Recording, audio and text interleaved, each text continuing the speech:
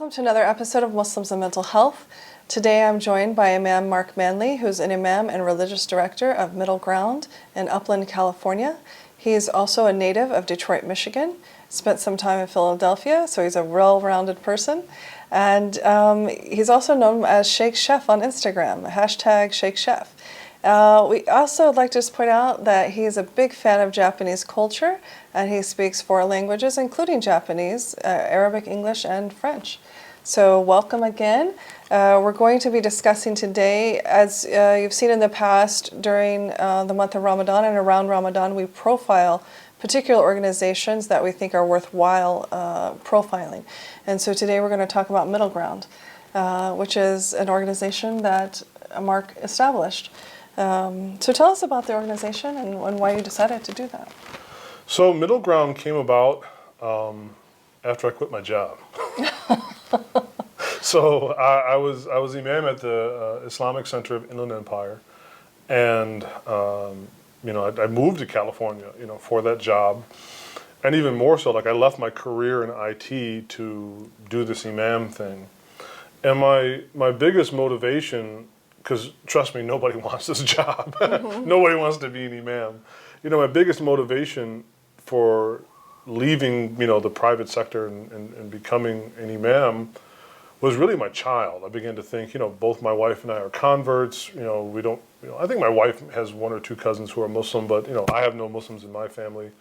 And I just began to think about, well, what is it going to be like for my child? Like, I'm a convert, so I have kind of that, inertia and desire, like I'm really, but what is it going to be like for my child who will be something in between a legacy Muslim and a convert, right? She doesn't have all of the legacy Muslim, which can certainly be useful in terms of establishing Muslim identity, but she won't go through the same conversion process, right? So I was really motivated by my daughter. Mm-hmm. So, when the opportunity came up and I felt that it was a good community and a good fit, and who wouldn't want to live in sunny Southern California? We moved out here, but I only lasted 9 months, at the masjid, and several months actually before I had resigned. Myself and a couple other guys started to have some conversations. We kind of saw the writing on the wall a little bit. We didn't know it was going to happen that soon, but we started to say, well, maybe we need to create a space, because there's this almost like organizational dynamic problem of masajid with boards and whatnot that just seem to keep creating the same kind of psychological spaces that Muslims don't seem to enjoy going to, right? They're driving away the younger generation and even the not so younger generation, right? I increasingly run into people that feel frustrated. So we began to, kind of put our heads together about initially maybe creating a space, maybe even in tandem, but then things just melted down at the masjid, and we just said, well, this seems the perfect opportunity to make the space not as a reaction to the masajid, right? Because we didn't want to have that kind of negative energy about it, but we actually wanted to try to do a few things well that are needed and that aren't being done anywhere, right? So, the focus at Middleground has not been doing the 5 daily prayers. I mean, we're open basically just, Wednesday through Sunday. We're closed Monday and Tuesday. We're not open for 5 daily prayers every day, because the truth is, if you want to pray 5 times or one of the 5 prayers in jama'ah and get the benefit of praying in congregation, especially where I live in the IE, in the Inland Empire, I mean, you're no more than a 15-minute drive from a masjid. So you can go and do that. And that isn't really that's not the service that's missing, right? The service that's missing is, why would anybody even, want to go to the masjid? Are they going to get a relevant message? Are they going to be in a place that feels welcoming? Will it have some sense of diversity? And will it provide certain services that the people are both needing, but aren't aware of? So we said we just want to try to focus on like 2 or 3 things and try to do them really well versus the kind of Walmart big box masjid that tries to do everything and does it horribly, right? So that's been that's kind of the story on how why we thought to do Middleground. And we're probably a little bit different than some other organizations like Ta'leef, you know, similar in Yeah, so I some was going to ways. ask you, do you consider this a third space?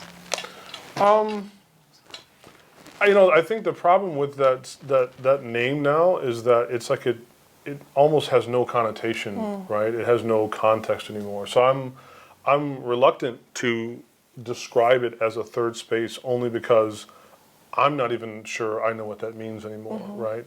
And I've been to a couple places that describe themselves as third space, and I think that, you know, it's great to make a space that's welcoming, either with people who are interested in Islam or new to Islam or people that wandered away or came back, right? It's great to create a welcoming environment, but I've seen in some of those places where it's like, what's going on here? It's like, this is like some sort of like booty shaking hour where literally it's like total, I mean, it's not that we don't, I mean, we don't have like a total partition or anything like that at Middleground, but at the same time, we don't have like music and people kind of like doing a little boogaloo and stuff like, hey man, you know, I'm unapologetically perhaps a bit more conservative, you know.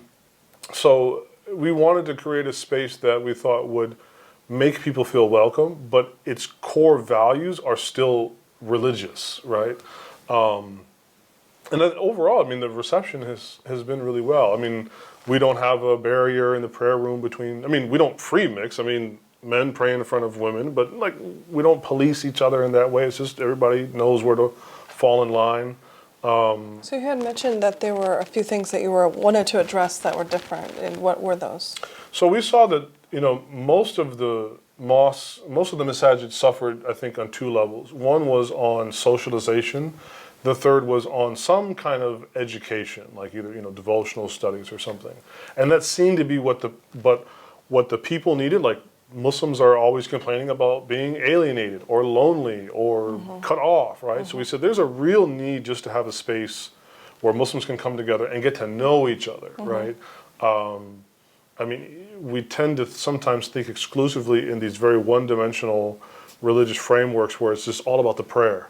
You know, part of what's going to motivate a person, and we undervalue this, whether it's right or wrong, what is going to motivate a person to come to pray, you know, Maghrib or Fajr or whatever, is what's the psychology of that space. Right. If they don't feel cool, they don't vibe with the people, they're probably not going to come. So we saw that there was a real need for there to be a socially welcoming space that actually encouraged socialization, you know. Right, because also it's one thing to know the concept of brothering and to say this is what we really should be doing, but if you don't provide the space or the ability to figure out how that works, Exactly. then it doesn't happen. It's just words. Right.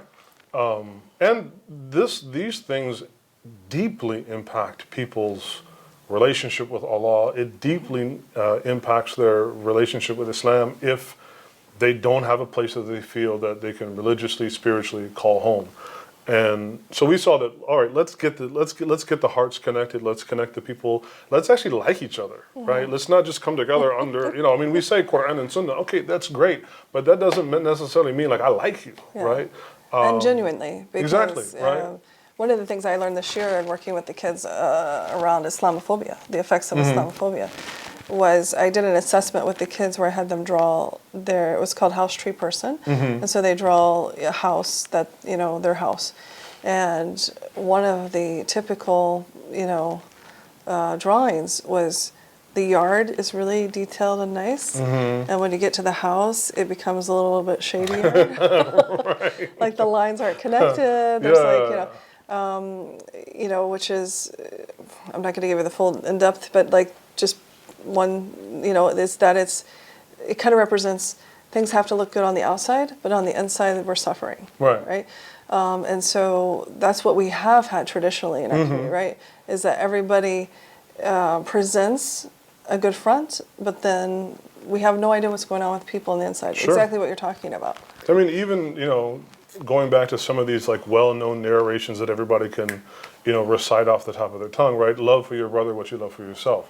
Well, that implies you have to love your brother. Well, if I don't know you, how am I going to love you? Right? Yeah. So we have to, you know, we saw that there was a need to kind of like peel back the veneer of all of this kind of cookie cutter, you know, fortune cookie stuff that we all just recite but there was, again, no embodiment of it, right? So we also saw that we wanted to approach the living of Islam through embodiment, right? So we really wanted, like, I encourage people, like, hey, you know, as the Prophet ﷺ said, right, if you love your brother, tell him. If you love your sister, tell them, right? So, like, you know, we're not trying to be like some sort of like hippy-dippy, super touchy-feely, but at the same time, we are trying to be as the Prophet lived, right?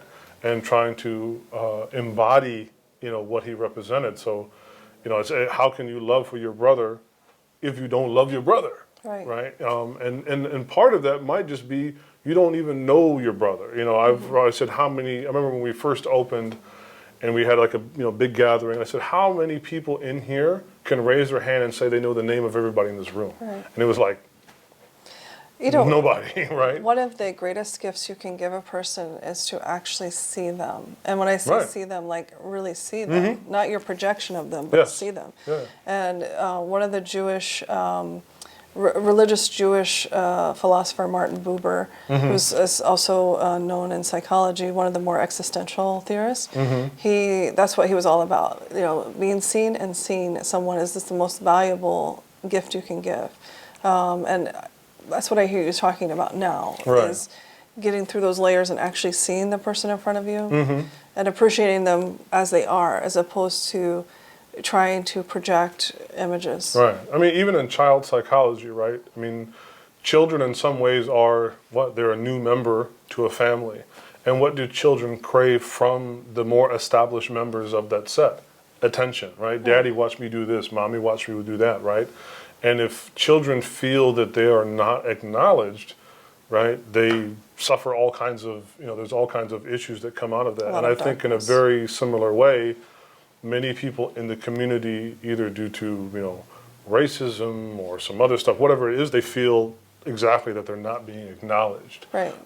Speaking of child psychology, right, so one of the things that we know is that neglect itself is worse than, has worse effects than some kind of maybe malnutrition, somebody maybe beating even. you. Right. No, somebody abusing you with a cruel beating, right?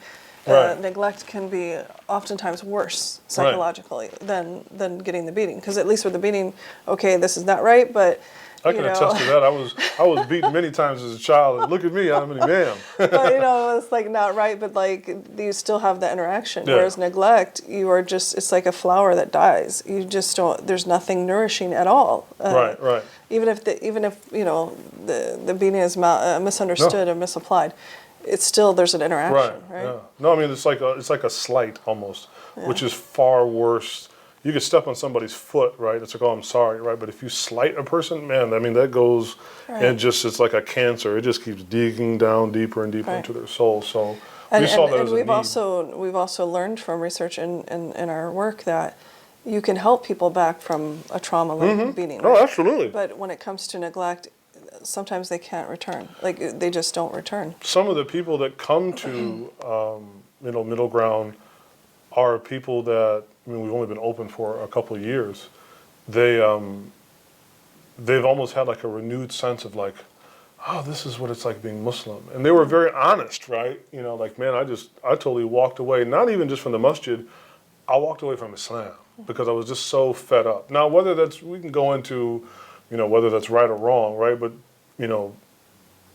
people live in the world of culture much more than they will live in the world of theology, right? So I think that they've had a sort of almost like rejuvenation. It's been like a healing process for them to have a place that they can come, they can bring their kids, they can bring their non-Muslim family, they can bring whatever. I mean, last Ramadan, there was one sister that brought like her non-Muslim, like her sister, her mom, and like it was just literally they came in, ate our food and left. But it was cool because there was the only time that they had any real interaction with other Muslims. So it allowed them to like, oh, okay, so this is what you do. This is, when you're always talking about being Muslim, these are the people you're kicking with. All right, they seem like pretty cool people, So I want to get into the actual services that you do provide, but I need to take a break for our sponsors. So we're going to do that.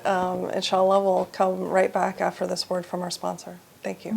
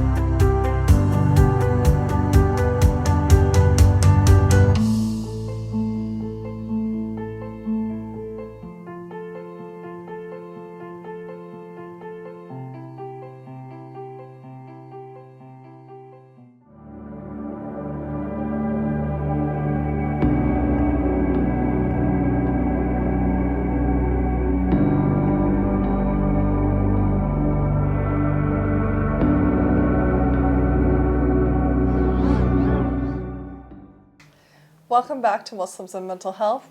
Again, we're talking about Middleground today with Imam Marc Manley. So I want to continue on and ask you about the services that are offered at Middleground. If you could just share a little bit about what those are and how people can benefit from the organization.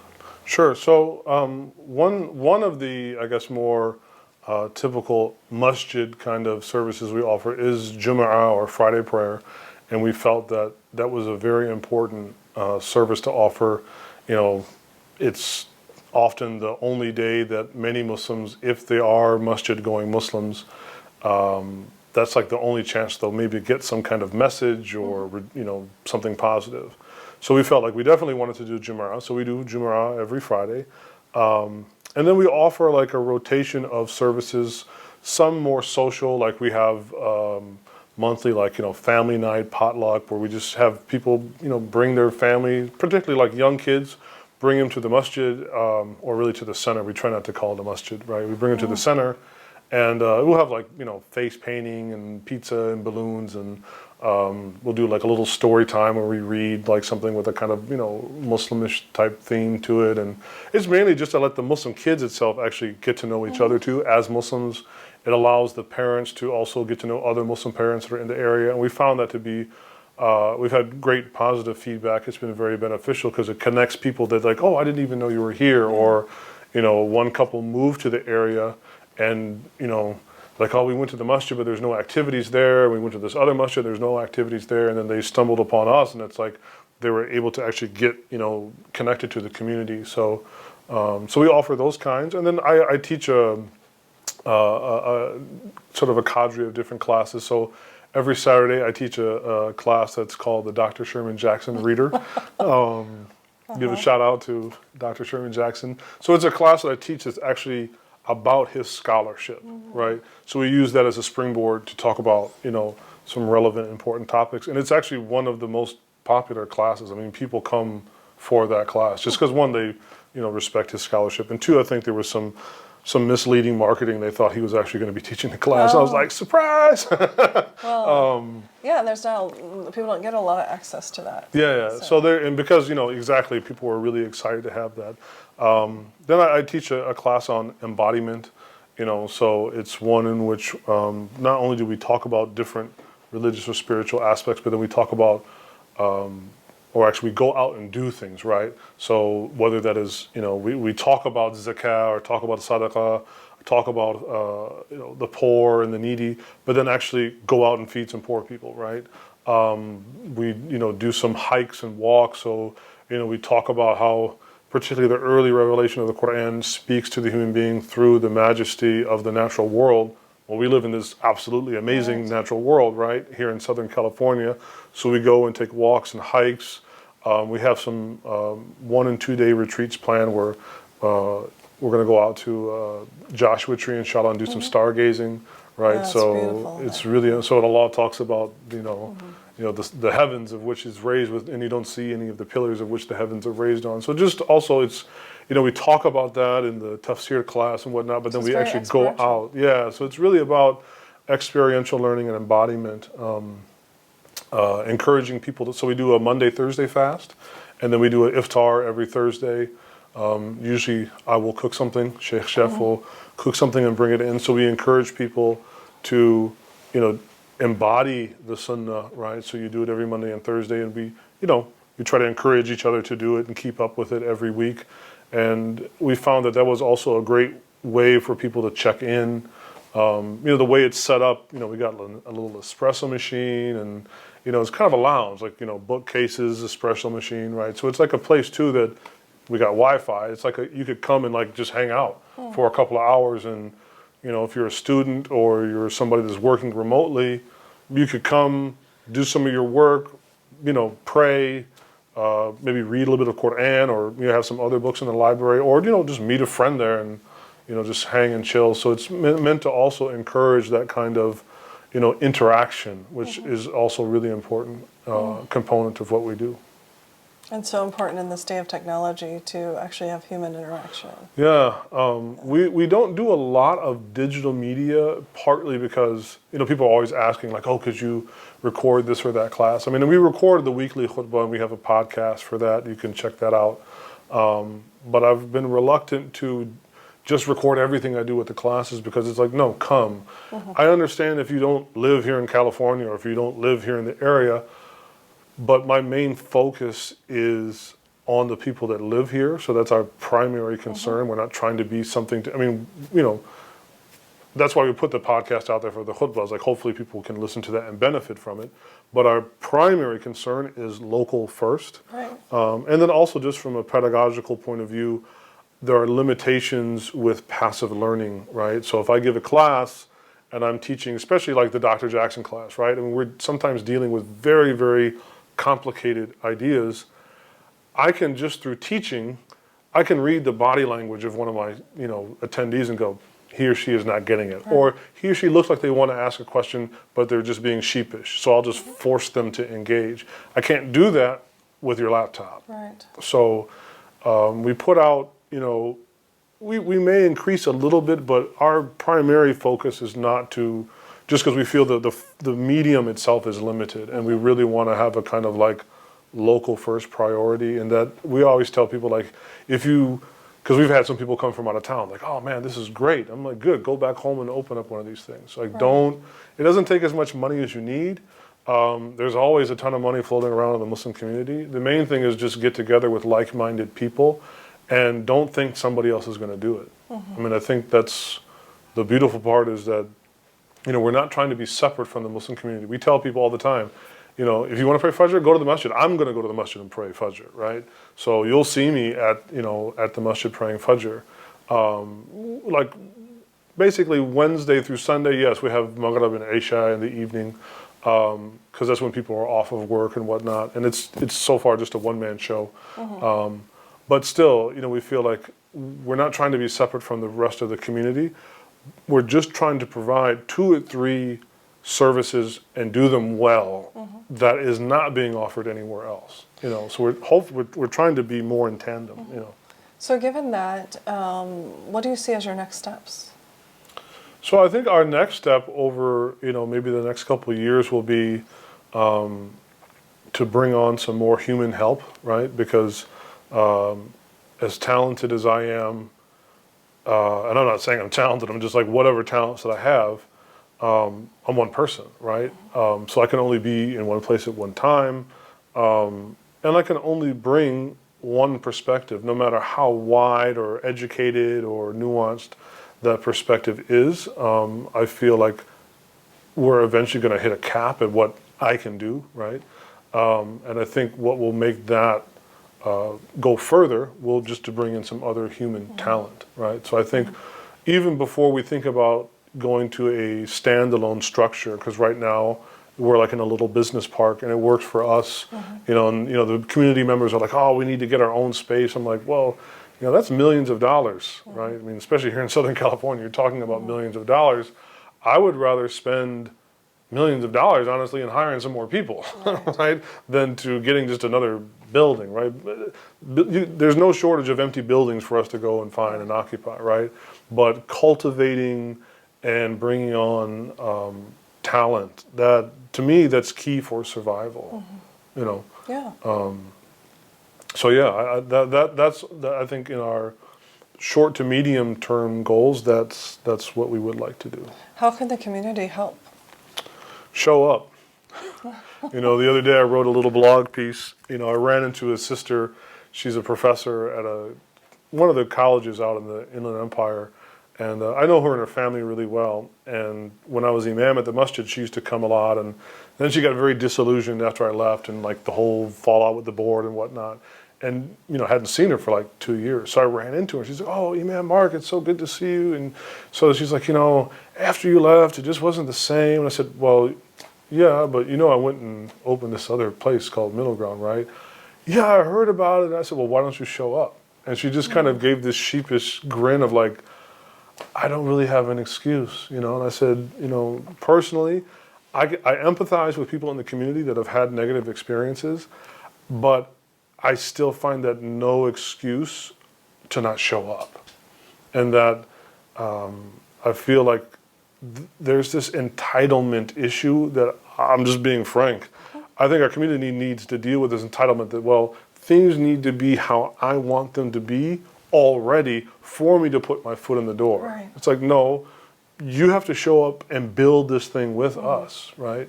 Yeah. So I really pushed back on her, and she's like, "No, I'm gonna come. I'm gonna sign up to volunteer and this and that." I'm like, just show up, right? So I think that's the most important thing. Once you show up and you experience it, I mean, don't worry, we'll find something for you to do, but just show up first. I think that's the most important thing. Yeah.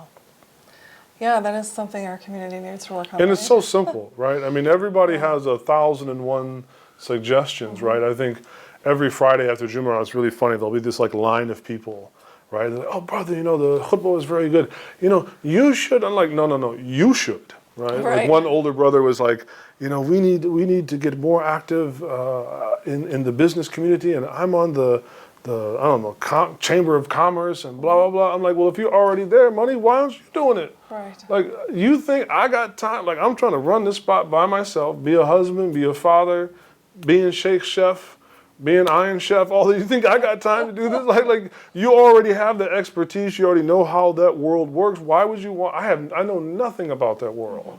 Stop. Look, I have no cape. I don't fly around. You know, I drive a nice pickup truck, but I don't fly around. You know what I mean? Like, you get on that. Yeah. If you need my papal blessing, right? Like, here, you can kiss my imam ring, and you have the papal. Just go get it moving, right? And if it's a good thing, I will stand behind and I will cheerlead you, but I will not quarterback this. You know. Well, thank you so much for coming today and sharing with us about Middleground. What is the address of Middleground if people want to come and show So up? it's at 870 North Mountain Ave in Upland, California. We're right off of, we're in between the 10 and the 210, right on the corner of Foothill and Mountain. And the website is muslim.center, muslim.center, not .com, but .center. And what's the best way to reach you? I'm on Twitter, you know, so you can find me on Twitter, Facebook, Instagram. So, you know, social media is probably the easiest way. You can email me directly at imammarc, all one word.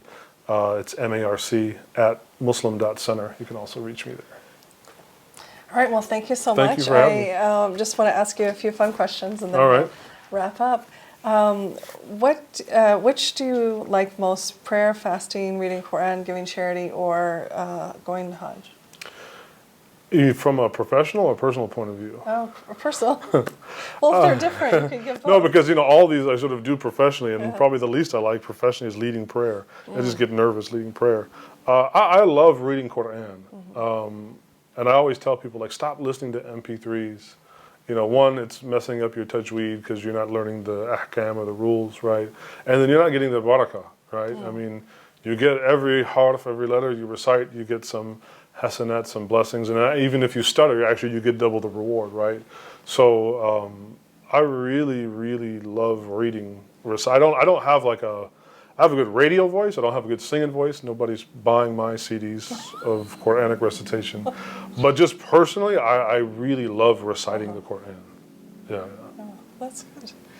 And how do you replenish your soul? You know, I think actually reading Quran. So I read Quran. I mean, obviously, professionally, I have to read the Quran often, right? But also, I make sure that I read it for my own, you know, personal benefit. And then just being out in the natural world, I think having lived in Philadelphia for 9 years and being in a very urban city environment, I had forgotten how much the natural world meant to me. You know, like as a kid growing up in Michigan, I went fly fishing and all that kind of stuff. So I really forgot how much it was soothing and replenishing, you know, to me. And you know, where I live right at the base of Cucamonga Peak. So I live in this, like, I mean, stunning mountain that I can literally walk to the base of, right? So I love to walk a lot, bike, and I think just being out in the natural world. I think in the last year I've really gotten into gardening. It's just weird, you know, like me and making things grow. But I love it now. Like I just bought this huge composter, you know, in my backyard, and studying permaculture and all this stuff. So I think just having some attachment to the natural, to Allah's creation, I find extremely therapeutic. You know, even if it's just in my backyard, like watching and listening to the hummingbirds fly around. To me, it's like, you know, I mean, I'm still so new to California. I'm so enchanted Yeah. with it. I know, I love the birds singing. Like, you know, Yeah. I hope we get to hear that So after. people should get out and actually, even if it's just walking around your neighborhood, like get out into something green. I really. So that kind of leads into my last question, which was, you know, what do you do for self-care? Yeah. So my self care, I think one is reading is very, very, very therapeutic for me. I'm a compulsive reader, and I think if I don't get a chance to read and constantly read a new ideas, I get grumpy. But self-care is, you know, also getting out with my daughter, you know, just going to the beach or taking her out for a walk or a hike or gardening in the backyard, to me is really good self-care, because then I'm spending time with my daughter, which, you know, as a parent, you're always like, oh, I'm not spending enough time with my kid, right? And then just teaching her, and it's amazing. I mean, she'll say the most sort of like sheikha type things. Like the other day, she said, "Daddy, this, you know, this life is like a dream." I'm like, "Wow, like this is amazing," you know, mashallah, qim as-salat, right? Or she talks about, you know, when she sees flowers or whatnot, she talks about Allah and the creation. My kid's 5.5. I mean, she doesn't even know anything about Quran, but already developing that internal sense of, you know, what is the nature of things. So I find that actually, that helps to reduce my stress level when I see my kid exhibiting those. You know, I can deal with, you know, unpaid bills and all that other stuff, right? You know, when I see that. So that's very, very therapeutic for me. MashaAllah, alhamdulillah. Well, thank you again for coming and sharing with us. This concludes another episode of Muslims and Mental Health.